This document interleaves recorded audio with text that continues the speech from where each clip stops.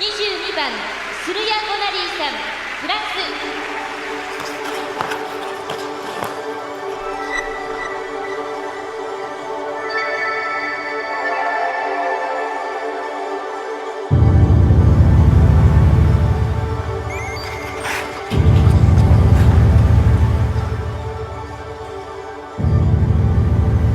Tu sens que ton corps est à bout, qu'à force de sauter et d'avoir mal, tu perds peu à peu le contrôle de tes extrémités.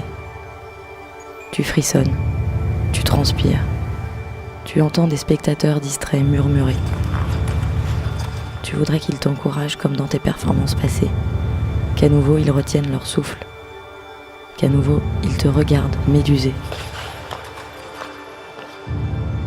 Tu sais ce que tu dois leur donner.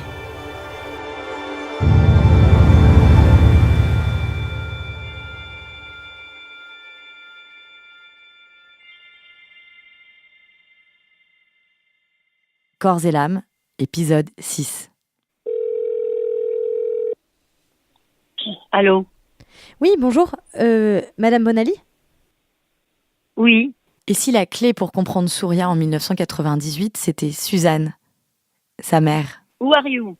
Alors, je suis journaliste. Dans les archives de l'époque, elle est sur le banc des entraîneurs, au bord de la patinoire, et dans le Kiss and Cry, en compétition. Quasiment toujours à portée de voix, lorsque Surya donne des interviews. Donc du podcast, c'est de la radio en fait. Au JO d'Albertville, elle se fait même remarquer pour avoir rejoint le défilé des athlètes français, quelques mètres derrière sa fille. Yeah. Comme elle vous cite beaucoup, puisque vous étiez son entraîneuse quand même, je trouve ça important d'avoir votre avis. J'étais son entraîneur avec les autres, quoi. Mais bon, disons que j'étais la ligne continue. Comme vous n'étiez pas officiellement de la fédération du patinage, est-ce que vous pensez que ça a pu énerver les juges que vous soyez restée une des entraîneuses de Surya toute sa carrière? Bien sûr. Mais bien sûr que ça a dû énerver tout le monde. Elle a quand même fait son chemin et puis, comment dire, on n'allait quand même pas couper notre bonheur. Hein, moi, j'aimais enseigner et elle aimait s'entraîner. Bon, qu'est-ce que vous voulez de plus? Mais vous aviez conscience que peut-être vous dérangiez un peu, quoi? Bien sûr, puisque quelquefois on essayait de me sortir des patinoires, ou quelquefois à Paris, ou il y a eu des gens qui étaient vraiment, que c'était vraiment pas leur problème et qui se mettaient au milieu, quoi. Comment vous expliquez ça? Ben, la jalousie, c'est tout. La jalousie, les gens, ils aiment pas que vous suiviez votre petit chemin. Vous comprenez ce que je veux dire? Ils aiment que tout le monde fasse pareil. Comment est-ce que vous avez été éduquée? Vous avez été éduquée comme ça aussi? Oui, un peu. Un peu parce que ma mère, elle m'a élevée toute seule. Quand j'avais 5 ans, je crois, ils ont divorcé. Je m'en rappelle très bien. Ils avaient mis les scellés sur les affaires à la maison. Et ils ont dit, ou moi, ou le commerce que ma mère avait. Donc, bien sûr, ma mère, elle a pris moi. Parce qu'on était comme Surya et moi, on était très proches. Mais j'ai beaucoup souffert qu'elle ait à me mettre en pension. On allait en car parce que, bien sûr, on n'avait pas de voiture. On était plutôt du style pauvre, mais ma mère, elle travaillait dur. Mais elle me déposait à l'enceinte de la pension. Elle était très grande, la pension. Elle descendait tout le boulevard. Et moi, je courais à chaque portail pour qu'elle me touche les doigts. Et puis après, vite, je courais à l'autre portail. C'était horrible. Vous voyez, c'est des détails comme ça que je me rappelle, ça me donne le frisson. J'aimais tellement ma mère et on était obligés d'être séparés. C'était trop dur. Donc moi, quand j'ai pu être la mère de Surya, je vous jure que j'en ai profité à 100%. Voilà. C'est un peu, voilà la racine et la source de tout ça. Mon mari, ma fille, qu'est-ce que vous voulez de plus dans le monde? Rien. On n'a pas cherché à ne pas faire comme tout le monde, c'est encore pire. On a juste fait comme on ressentait, vous voyez? C'est tout. Et c'était bien. Et c'était trop bien. Alors ça, je vous le dis. En 1996, Surya doit surmonter sa première vraie blessure, la rupture de son tendon d'Achille. Ma mère, elle a mis une chaise d'un côté et de l'autre de la patinoire, dans chaque coin, et je patinais sur un pied. Elle avait le plâtre qu'elle était déjà sur la glace, sur un pied. Elle faisait les allers-retours sur un pied. Inside, outside, hop, elle s'asseyait pour pas perdre l'autre jambe. Parce que quand on arrête de faire du sport, quand on est à haut niveau, tout de suite, ça dégonfle. Et après, pour le reprendre, c'est encore pire. Pour moi, c'était apprendre comme un bébé, quoi. J'ai dû apprendre à remarcher, quoi. Pouvoir sauter, ou un escalier, n'importe quoi qui paraît simple pour quelqu'un dans la rue. Pour moi, c'était un effort monstre, quoi. Non, je ne peux pas dire qu'elle a eu un moment où elle dit bon maintenant j'arrête. Hein. Ah non maintenant j'en ai marre, c'est trop dur, j'arrête. Jamais j'ai entendu une phrase comme ça d'elle. Et elle pouvait arrêter puisqu'elle avait tellement de sports différents. Quand elle en avait marre d'un, elle allait à l'autre. Ou quand ça marchait pas très bien à l'un, ben elle sautait à l'autre. Voilà, c'était pas des obligations. C'était un plaisir de faire des progrès, je sais pas qu'est-ce qu'elle dit, mais bon, moi, c'est comme ça que je ressentais les choses, et puis voilà. Qu'est-ce que vous espériez, qu'est-ce que vous vous disiez tous les jours pour avoir l'énergie d'aller sur la glace? Eh ben, je voyais juste, tout simplement, les Jeux Olympiques 98. Je me disais, bon, maintenant, en 96, il ne reste plus qu'un an et demi. Il faut que j'y arrive, quoi. Donc voilà, c'était juste ça. 98, c'est mes derniers Jeux Olympiques. Il faut que je le fasse. Il faut que je trouve un moyen pour y aller, quoi.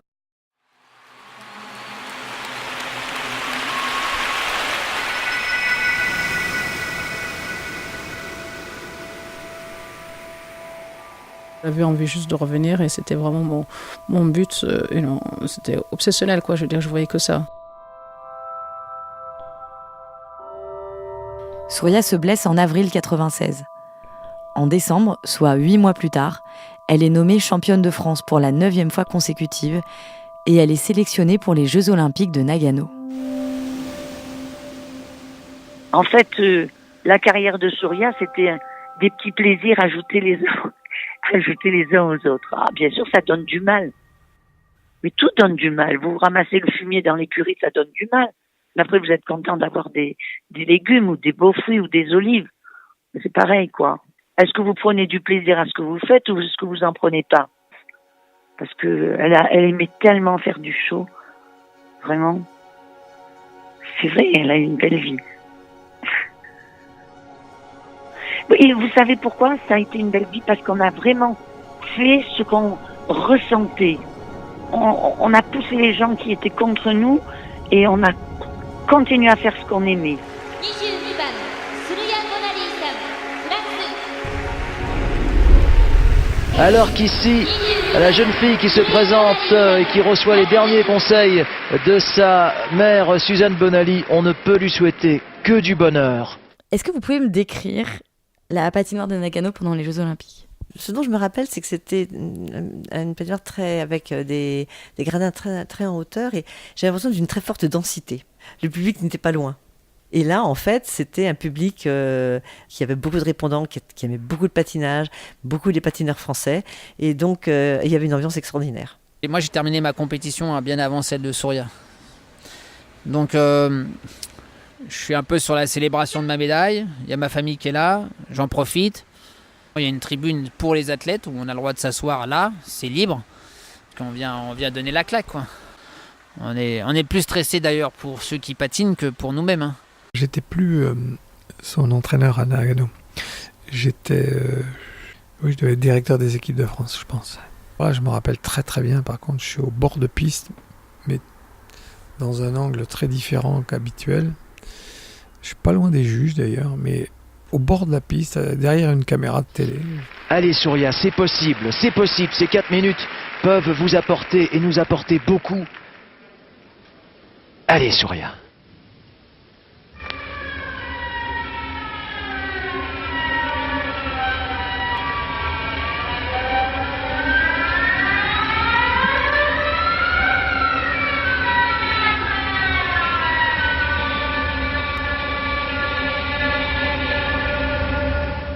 Personne ne peut le croire, mais elle était blessée.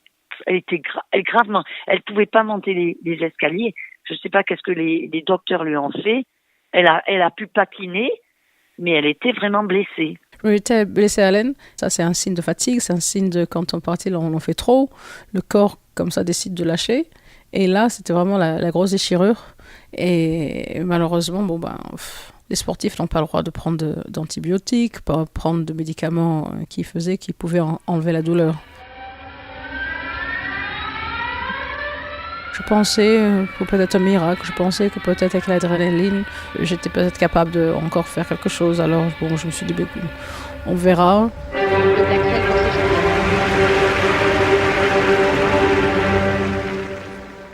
Même si c'est juste une pirouette toute simple, toute banale, l'aine, on la sent. Et c'est là que ça tire, quoi. Ou même tout simplement pour faire un croisé ou une glissade ou quelque chose, ça fait mal, quoi. Au bout de 30 secondes, Surya tombe. C'en est fini de son espoir de médaille. Premier saut qu'elle a raté là, au JO, je pense qu'il vient de ça. Parce qu'elle ne le loupe jamais. C'était pas possible qu'il soit loupé ce jour-là et c'est pas le stress. Il a poussé un cri, là, j'entends encore là. Ma blessure était de plus en plus violente, donc ma jambe ne répondait plus à mes commandes, quoi. Ce qui est difficile, c'est que Surya sait aussi, comme moi, que c'est notre dernière compétition de Jeux Olympiques.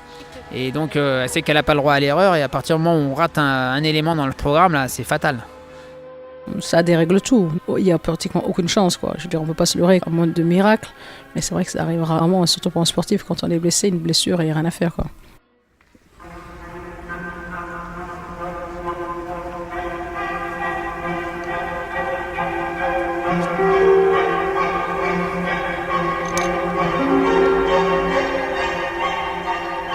Je me suis dit à ce moment-là, je ne peux pas sauter. Je sais que je le fais depuis des années. C'est ma dernière compétition. Pourquoi pas? Heureusement que j'ai mes bras. Donc si je me lancerais fort et je fais un bon piqué, écoute, j'arriverai à faire le tour et me retrouver sur un pied, quoi. Triple boucle piqué. Je voulais être vraiment la première et l'avoir fait sur la glace en tant que pionnière. Même si j'étais pas championne olympique et si j'étais pas sur le podium, je pense que c'était plus important pour moi, quoi. Double axel. Je savais qu'il fallait que je le fasse bien, que j'atterrisse sur un pied, c'était le plus important pour pas être sanctionné par les juges, quoi.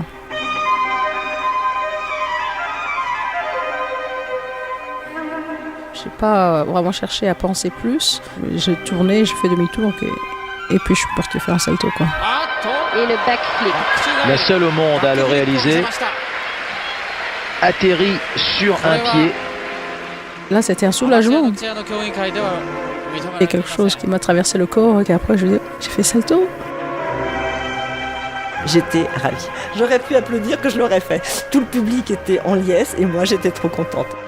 Ah bah là, j'étais contente. À ce moment-là, j'ai trouvé ça génial. Comme on l'avait tellement kikiné. Chapeau bas, je vous salue. Maintenant, je m'en fous, je fais ce qui me plaît. Moi, j'étais en extase du fait qu'elle était contre le règlement.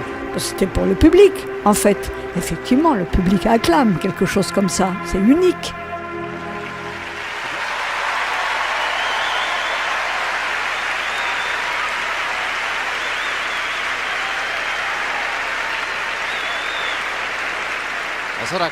Je pense qu'à l'applaudimètre, ça a été le maximum de tout le championnat.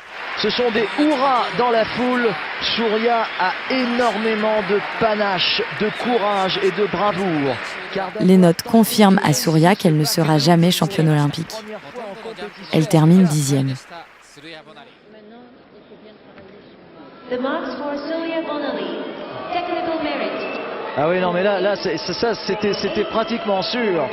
Les juges n'entrent pas du tout dans ce jeu. En plus, les juges doivent se sentir, comment dirais-je, un petit peu humiliés. Je ne sais pas, peut-être est-ce un trop grand mot, mais doivent se sentir un petit peu vexés. À la réunion de juges, personne n'osait rien dire. C'était très drôle.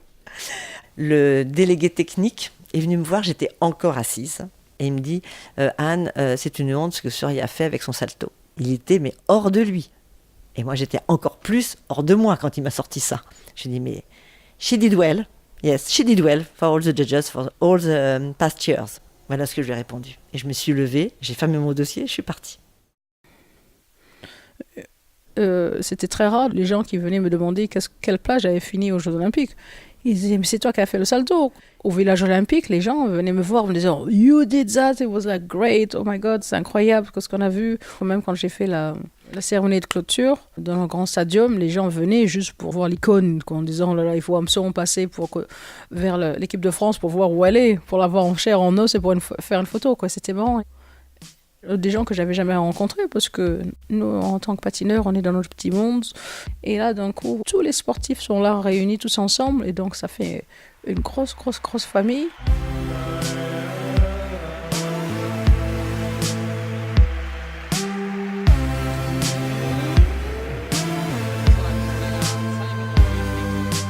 Et là, on a une photo de Surya avec les 2 jambes écartées et les anneaux olympiques entre les 2 jambes. Et ça, j'ai dit, voilà, ça, c'est la photo du siècle. Et cette photo, elle marquera toujours mon esprit parce que au jour d'aujourd'hui, 20 ans après, on n'a jamais eu quelqu'un qui a osé faire un saut périlleux pendant une compétition de patinage artistique. J'ai trouvé ça très intelligent parce que ça a fait parler d'elle, ça a montré sur le plan médiatique ce qu'elle savait faire, ça mettait en avant ses qualités pour sa carrière professionnelle après. Je pense que c'était très bien. J'ai pas été surpris. Au contraire, j'ai trouvé que c'était un clin d'œil marrant, quoi. Le clin d'œil au public, un pied de nez à l'establishment, tout à fait dans la philosophie de ce qu'on avait fait, c'est-à-dire, comme disait, je sais plus qui, Mark Twain, je crois, il disait, c'était impossible, alors ils l'ont fait. Bon, bah Surya, c'était un peu son credo, quoi.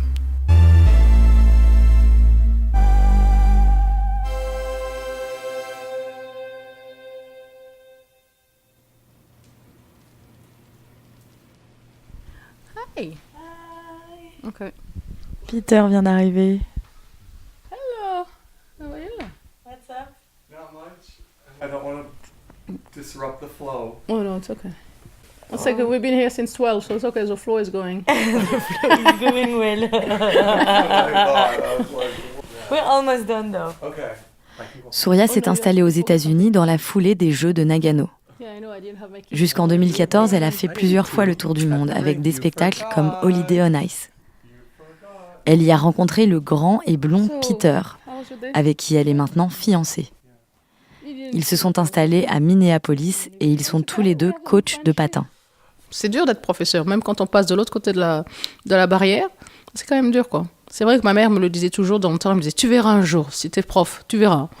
Je disais ouais, c'est ça, ouais.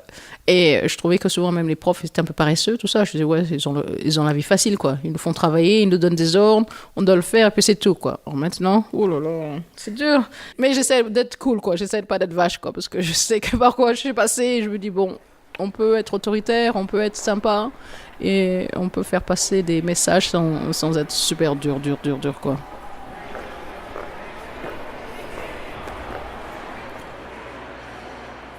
Je m'appelle Tom Hickey. Je suis le directeur de la section patinage de l'école. Elle apporte énormément à notre programme.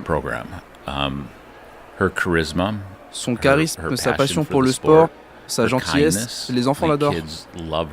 Ils veulent à tout prix des cours avec elle. Et son nom est un véritable atout pour nous, encore aujourd'hui. On a des enfants qui viennent du monde entier pour patiner avec elle. En ce moment, il y a 12 nationalités différentes parmi nos élèves. Et tous demandent à rencontrer Surya. Pas mal. Si tu travailles, ça va aller mieux, c'est sûr. Fais attention à bien plier ton genou droit pour la pirouette assise. En ce moment, pour cette figure, si tu plies pas le genou droit, les juges mettent un 0.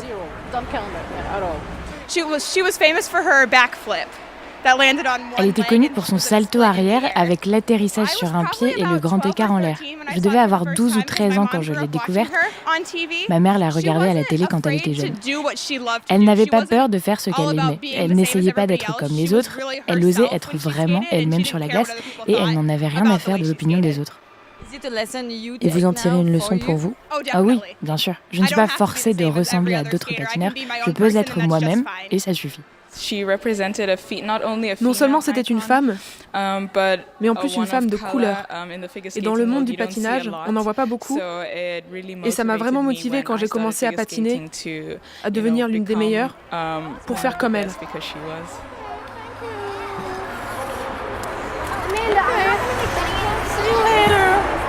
Et alors, elles font la révérence comme ça C'est un peu obligatoire. Ouais, respect quand même, respect du prof quand même. On est tous différents. Après, c'est vrai qu'il y a certains clubs, qui font qu'ils essayent que tous leurs patineurs dans le club fassent la même chose. Je dis, d'accord, c'est pas une usine. C'est pas une usine à savon, c'est pas, je sais pas. Il faut avoir un peu de différence et c'est ça qui est beau, qui est chouette. Et une est plus forte en pirouette, une qui est plus flexible, une qui est plus, c'est une sauteuse. Donc j'essaie de garder ça, c'est sympa quoi.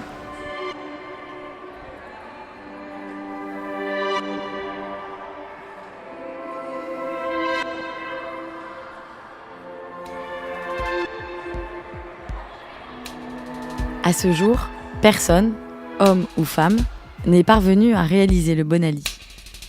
Surya reste la seule au monde à l'avoir exécuté sur la glace.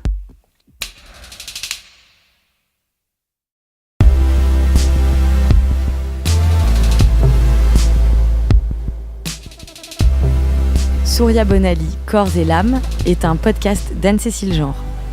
C'est la première saison de Hors Limite, une série de Binge Audio. Le génial Théo Boulanger en a assuré la réalisation et la composition musicale, tel Surya enchaînant salto et triple boucle piquée. Julien Cernobori a porté les patins de la direction artistique et Juliette Livartowski le juste au corps de chargée de production. Camille Regache a trouvé le titre de la saison et chorégraphie les pirouettes de la diffusion. Le tout orchestré depuis le banc des coachs par Gabriel Bory-Charles, David Carzon et Joël Renez.